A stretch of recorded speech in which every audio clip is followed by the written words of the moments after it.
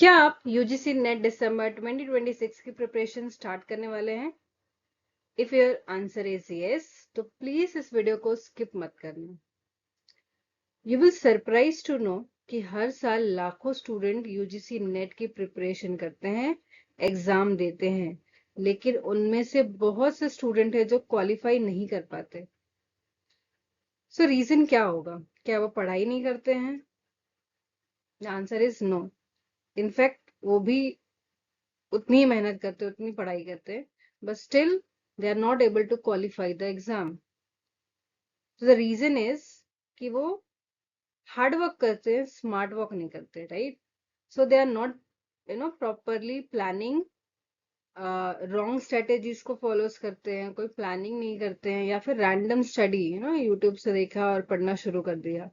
ठीक है, तो ये सारी चीजें जो है ना, विदाउट प्लानिंग, प्रॉपर स्ट्रेटेजी को फॉलो नहीं करना, that is the main reason behind the lacking of the result, right? So now next question is, अब इफ सपोज कि आपके पास you have 5 to 6 months, right?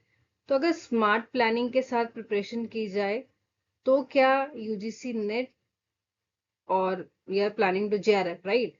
So क्या जेआरएफ क्वालिफाई किया जा सकता है with smart work, proper planning, proper strategy के साथ? अगर हमने स्टडी किया तो जेआरएफ क्लियर होगा? The answer is yes, definitely JRF clear होगा, but only if you follow the right road map. अगर आपने प्रॉपर रोड मैप को फॉलो किया, so you will 100% qualify the JRF.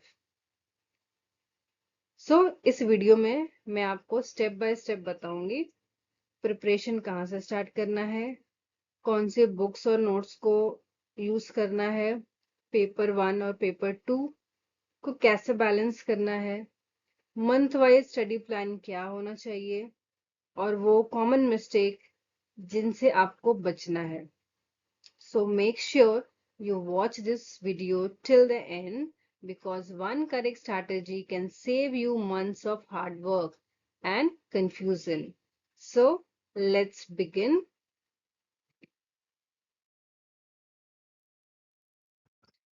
So yes, hello everyone, welcome back to channel.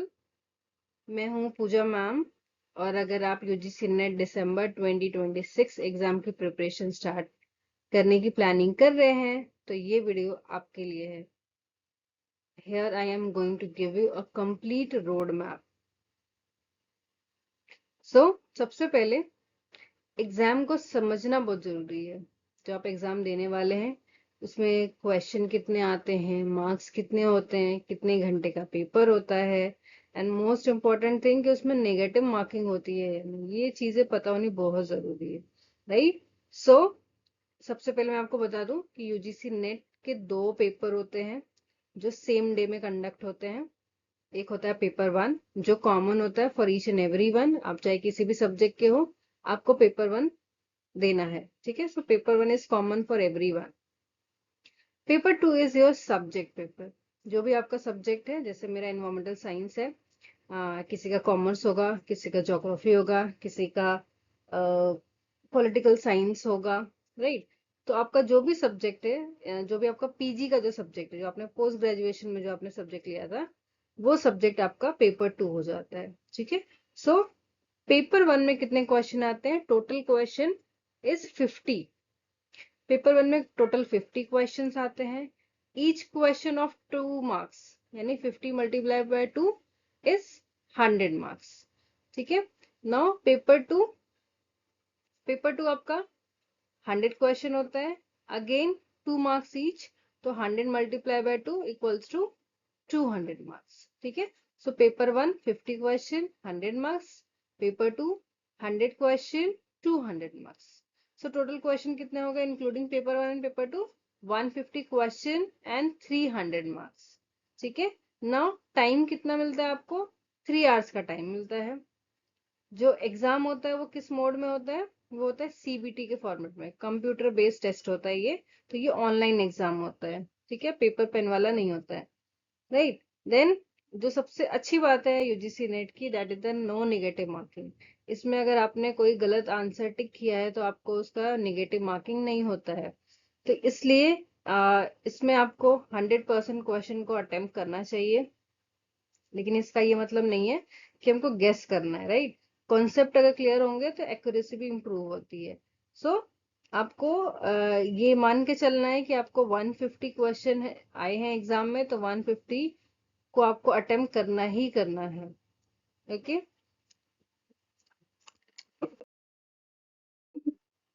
Now start with official syllabus. ठीक है, हम सबसे पहले syllabus की बात करेंगे। जब भी आपको एग्जाम की प्रिपरेशन स्टार्ट करते हो, इट इज वेरी इंपॉर्टेंट कि आपको उसका सिलेबस पता होना चाहिए। ठीक है, तो सबसे पहले आपका जो काम रहेगा, which is the most important thing, that you have to download the official syllabus of UGC NET. जो आपको ऑफिशियल वेबसाइट पे मिलेगा, वहां से आप जाके पेपर 1 एंड पेपर 2 जो भी आपका सब्जेक्ट है उसको आप डाउनलोड करोगे, उसकी हार्ड कॉपी लोगे। इट्स वेरी इंपॉर्टेंट है, आपको हार्ड कॉपी रखना है। ऐसा नहीं है कि आप उसको डाउनलोड करके उसको सॉफ्ट कॉपी रखो अपने पास लैपटॉप में, मोबाइल में, नो। आपको उसका प्रिंट निकाल के उसका हार्ड कॉपी रखना चाहिए। बहुत सारे स्टूडेंट क्या करते हैं ना कि बुक्स खरीद लेते हैं, है ना, या फिर उनको नोट्स कहीं से वो कलेक्ट करते हैं, कुछ परचेस करते हैं, कुछ फ्री नोट्स मिल जाते हैं, या जो टेलीग्राम के चैनल होते हैं जहाँ पे फ्री नोट्स रहते हैं वहां से पीडीएफ वगैरह डाउनलोड कर लेते हैं। तो उन सब चीजों को करके यूट्यूब के वीडियोस देख के वो पढ़ना शुरू कर देते हैं, लेकिन सिलेबस प्रॉपरली देखते ही नहीं है। ये सबसे बड़ी मिस्टेक है। सो ऑफिशियल सिलेबस डाउनलोड करिए, उसका प्रिंट निकालिए, हर यूनिट को हाईलाइट करिए, और जब टॉपिक कंप्लीट हो जाए तो उसके सामने टिक लगा दीजिए, so that you will know कि आपका ये जो टॉपिक है वो कंप्लीट हो चुका है, आपको अब उसको रिवाइज करना है, राइट। ये हैबिट आपको ऑर्गेनाइज रखेगी। ठीक है, जितना ज्यादा आप सिलेबस कवर करते जाएंगे, उतना ज्यादा ही आपको पता चल रहा है कि आपका कितना कितना कवर हो रहा है, या आपको और क्या क्या कवर करना है। सम टाइम व्हाट हैपन है कि जो आप यूजीसी नेट का अगर आप सिलेबस देखो, उसमें क्या होता है कि जो पेपर 2 हमारा जो सिलेबस है ना, उसमें कुछ टॉपिक्स है ना रिपीट है, राइट। तो आपको वो भी मार्क करना होगा कि आपके कौन से टॉपिक हैं जो रिपीट हो रहे हैं, राइट। तो उसको आपको बार बार पढ़ने की जरूरत नहीं है। आप उसको एक बार आप अच्छे से कॉन्सेप्ट को क्लियर कर लिया, तो आप उसको अभी रिवाइज करिए। तो आपको ये भी देखना होगा, जब आप डाउनलोड करोगे आपके प्रिंट निकालोगे सिलेबस को, तो एक बार आप पूरे यूनिट्स को गो थ्रू करो कि ऐसा कोई टॉपिक है जो ना मल्टीपल टाइम जो है वो रिपीट हो रहा है, राइट। तो आपको वो सारी चीजें सबसे पहले आपको, यानी कि आपको स्टडी करने से पहले, राइट, आपका जो मेन सिलेबस है, मेन जो आपके सब्जेक्ट का जो कोर कॉन्सेप्ट है, वो स्टडी करने से पहले you have to study your syllabus. तो पहले आपको सिलेबस को स्टडी करना है, एंड उसके बाद आपको स्टडी स्टार्ट करनी है। ठीक है, आई होप आपको ये बात मेरी समझ में आई होगी। Now let's move to the step 2। Analyse 5 to 10 years PYQs, identify repeated concept. ये बहुत ज्यादा इंपॉर्टेंट है। जैसे आपने आपका सिलेबस प्रिंट निकाला है, सेम हाउ आपको 5 to 10 years के क्वेश्चन पेपर को डाउनलोड करना है, उसका हार्ड कॉपी लेना है अपने पास, उसका प्रिंट निकाल के रखना है। ठीक है, फिर आपको उस क्वेश्चन पेपर को भी स्टडी करना है। उसमें जो क्वेश्चन रिपीट हुए हैं, वो क्वेश्चंस को आपको देखना है कि कौन सा ऐसा यूनिट है जिससे सबसे ज्यादा क्वेश्चन पूछे गए हैं, कौन सा ऐसा क्वेश्चन है जो बार बार एग्जाम में आए हैं, या फिर घुमा के आए हैं, कभी उसको अ, किसी ऑप्शन में डाल दिया है, कभी उससे कॉन्सेप्ट ने क्वेश्चन पूछ लिया है। तो ये चीजें आपको देखनी होगी, राइट। अगर आपने पीवाईक्यू सॉल्व नहीं किए हैं तो ऑनेस्टली आपकी प्रिपरेशन कंप्लीट नहीं है। प्रीवियस पेपर से आपको पता चलता है कि एग्जामिनर किस टाइप के क्वेश्चन पूछता है, किस टाइप के क्वेश्चन आ रहे हैं एग्जाम में, इंपॉर्टेंट टॉपिक्स कौन से हैं, कॉन्सेप्चुअल क्वेश्चन किस लेवल के होते हैं, right. So I will recommend you कि आप एटलीस्ट 5 to 10 years के पीवाईक्यू सॉल्व करिए, not with a soft copy but with a hard copy. आपके पास हार्ड कॉपी जरूर होनी चाहिए। हर यूनिट को कंप्लीट करने के बाद उस यूनिट के पीवाईक्यू सॉल्व करिए, तो ही आपको पता चलेगा कि आपका वो जो यूनिट है या वो जो कॉन्सेप्ट है वो क्लियर हुआ है या नहीं, या आपको उसमें और क्या चीज है जो पढ़नी है। नाउ अब बात करते हैं मंथ वाइज प्रिपरेशन प्लान, है ना, मंथली रोड मैप की बात करते हैं। ठीक है, तो सबसे पहले जुलाई, अभी जुलाई का मंथ चल रहा है, तो इस महीने में आपको क्या करना है, 30 to 40% जो आपका सिलेबस है वो कवर करना है। This is your foundation. ठीक है, जुलाई आपका फाउंडेशन मंथ रहेगा, जिसमें आपको आपका फाउंडेशन स्ट्रॉन्ग करना है। ठीक है, लगभग 30 to 40% सिलेबस आपको कंप्लीट कर लेना है, पेपर 1 एंड पेपर 2। ठीक है, यहाँ हम दोनों की बात करें, एक की बात नहीं कर रहे हैं। देन अगस्त में आपको टारगेट रखना है 70%, है ना, आपका 70+ जो सिलेबस है वो आपको अगस्त में कंप्लीट कर देना है।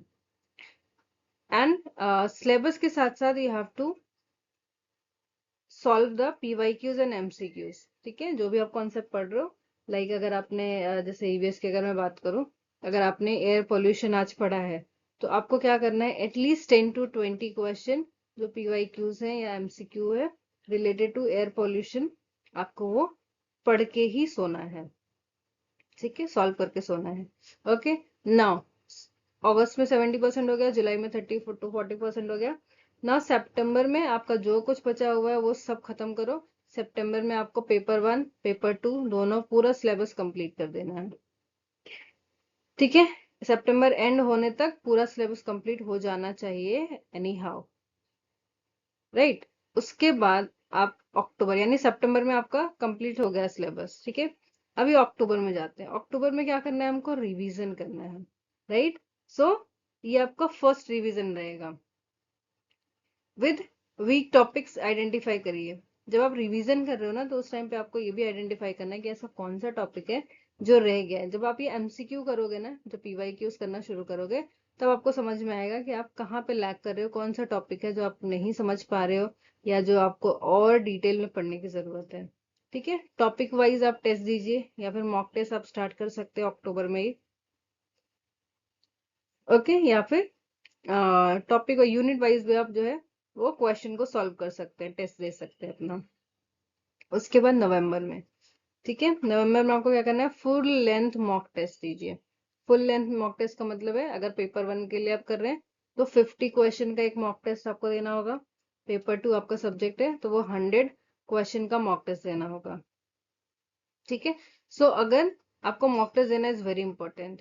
ठीक है, सो मॉक टेस्ट में I recommend you, there is a very good website जहाँ पे वो सारे कॉम्पिटिटिव एग्जाम्स के मॉक टेस्ट जो है वो CBT फॉर्मेट में, कंप्यूटर बेस्ड टेस्ट के फॉर्मेट में, लाइक जैसे आप एग्जाम में बैठते हो 3 आवर का टाइम रहता है, जैसा आपका स्क्रीन पे आपको क्वेश्चंस दिखते हैं, जैसे आप उसको सेलेक्ट करते हो, आगे फॉरवर्ड करते हो, सेम हाउ बिल्कुल आपको वो एग्जाम लाइक जो आपको एक्सपीरियंस रहेगा। And that is a very genuine website जहाँ पे आपको हर एग्जाम के, UGC नेट के भी हर सब्जेक्ट के आपको मॉक टेस्ट मिल जाएंगे। सो आई रिकमेंड यू कि आप वहाँ पे जरूर एनरोल करो और उसमें मॉक टेस्ट देना शुरू करो। सो उसकी वजह से आपकी प्रैक्टिस बहुत अच्छी हो जाएगी। इसके वजह से आपके जो क्वेश्चन है वो सॉल्व होने लगेंगे, आपको कॉन्फिडेंस बिल्डअप होगा, एज वेल एज आपको टाइम मैनेजमेंट अच्छे से आ जाएगा। सो आपका time management is very important, right. So full length mock test करने का ये फायदा होता है, कॉन्फिडेंस बिल्डअप होता है, कॉन्सेप्ट क्लियर होते हैं, एंड टाइम मैनेजमेंट जो है वो इम्प्रूव होता है। इसके बाद हर मॉक टेस्ट के बाद आपको मिस्टेक भी एनालाइज करना है कि आपका कौन सा आंसर गलत हुआ है, उससे रिलेटेड आपको कॉन्सेप्ट को उसको वापस से पढ़ना होगा। ठीक है, नाउ लास्ट में जो आपका दिसंबर होगा वो फाइनल रिवीजन होगा। दिसंबर में आपको कुछ भी नया ऐड नहीं करना है, जो अब तक आपने पढ़ा है सिर्फ उसको ही रिवाइज करना है। आपको स्टार्टिंग में ही, जब आप आपका सिलेबस स्टार्ट करो लिख पढ़ना ना, जुलाई अगस्त सितंबर में, इस टाइम पे आपको छोटे छोटे नोट्स भी बनाते हुए चलने हैं।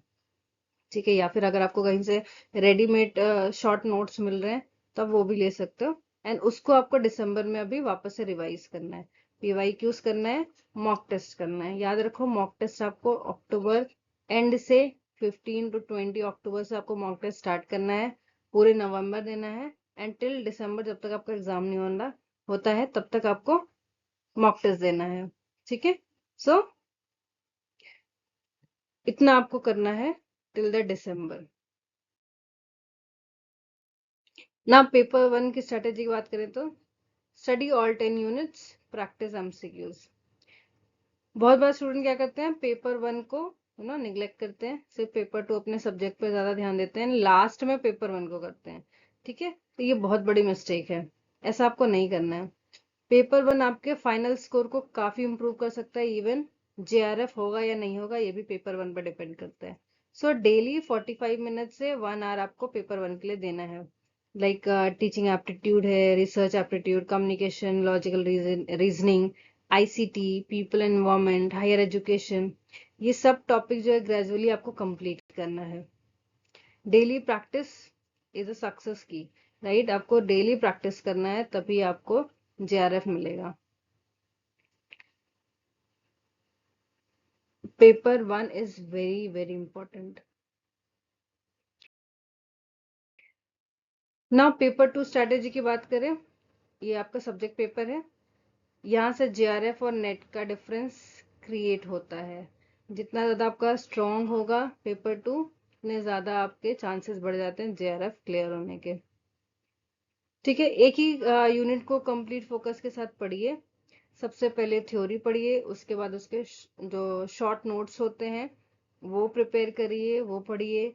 डायग्राम्स के थ्रू पढ़िए। अगर आपके जो भी आपका सब्जेक्ट है, अगर उसमें न्यूमेरिकल्स है, लाइक हमारे जो एनवायरमेंट है उसमें न्यूमेरिकल्स होते हैं, तो वेरी इंपॉर्टेंट कि आपको न्यूमेरिकल्स, इस बार न्यूमेरिकल से क्वेश्चन बहुत आए हैं, न्यूमेरिकल्स पे फोकस करना is very very important. Then उसके बाद पीवाईक्यू करना है, एमसीक्यू, जैसे मैं आपको बार बार बोल रही हूँ, PYQ and MCQ is very important. ठीक है, ये सीक्वेंस कॉन्सेप्ट्स को लॉन्ग टर्म मेमोरी में स्टोर करने में हेल्प करता है, राइट? तो ये सारी चीजें आपको करनी है। कंप्लीट सिलेबस फोकस करो, कंप्लीट यूनिट पे ध्यान दो।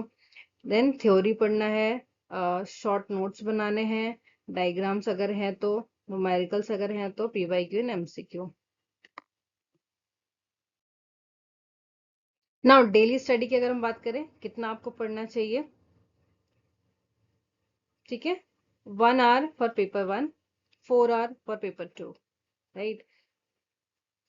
अगर आप फुल टाइम एस्पिरेंट हैं तो 1 घंटा पेपर 1 के लिए और 4 घंटे पेपर 2, एमसीक्यू के लिए 1 घंटा, रिवीजन के लिए 1 घंटा, तो टोटल अराउंड 7 आवर आपको देने ही चाहिए if you are a full time aspirant, है ना? अगर आप कोई जॉब नहीं करते हैं, अगर आप सिर्फ नेट की ही प्रिपरेशन कर रहे हैं, तो 7 to 8 आवर आपको देना ही चाहिए। पेपर 1 1 आवर, पेपर 2 आपका मेन सब्जेक्ट 4 घंटे एटलीस्ट, 1 घंटा आपका एमसीक्यू के लिए और 1 घंटा आपके रिवीजन के लिए। But if you are a professional, आप कोई जॉब करते हैं, है ना, तो आपके हिसाब से थोड़ा आप टाइमिंग का एडजस्ट करो, राइट? लेकिन your consistency is very important. आप जितना कंसिस्टेंट रहेंगे उतने ही ज्यादा आपके चांसेस बढ़ जाते हैं फॉर द